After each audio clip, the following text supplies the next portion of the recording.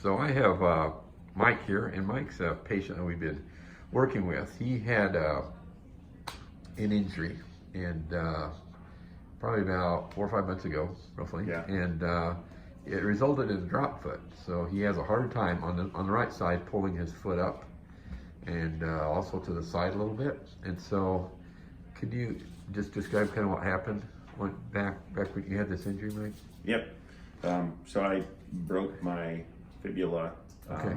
and then a couple weeks later they did a surgical repair, put in plates and screws. And after the injury, I realized that I couldn't pick up my foot. First thing I noticed was I couldn't really move my big toe very much.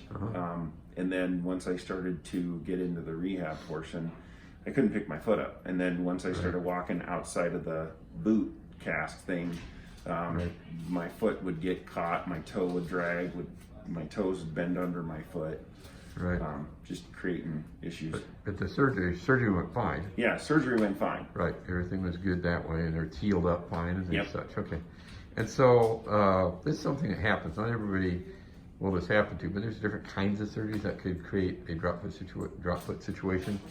And some people just get drop foot. For those of you listening, maybe just from having neuropathy. We have people that have restless legs and have drop foot associated with it. But anyway, I'm going to pan down here and explain a little bit about this. So what's going on now is we're going to be taking him into surgery, and we're going to be opening up a tunnel here called the common peroneal nerve, which is one of the main tunnel in the leg that supplies sensation to the top of the foot and the front of the leg, I should say, but also the tunnel being about right in this location. Once the nerves pass through that area, they supply the muscles. The nerves have branches that supply muscles here that make the muscles fire, and that allows them to pull his foot up into the side.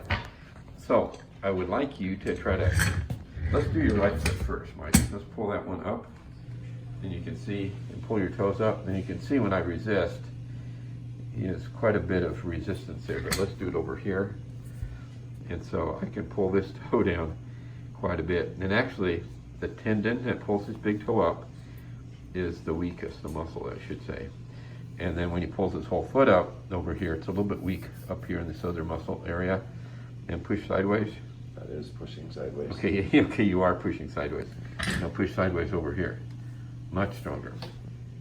And over there, very little strength. So, and this can be even worse. Some people, have much more weakness than you, but this is, it's still there, and it's still bothering you. I mean, it's hard for you to walk at times, and yeah, you have to lift your foot up, right?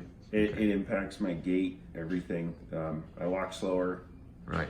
I stumble a little bit every once in a while. Unsteady. Yeah. Okay. Anyway, we thank you, and hopefully we'll have video on the other end of this, and you're going to be better. And thanks for sharing. And as always, for those of you listening to me on YouTube, if that's where you're listening to this, just make sure you think about subscribing.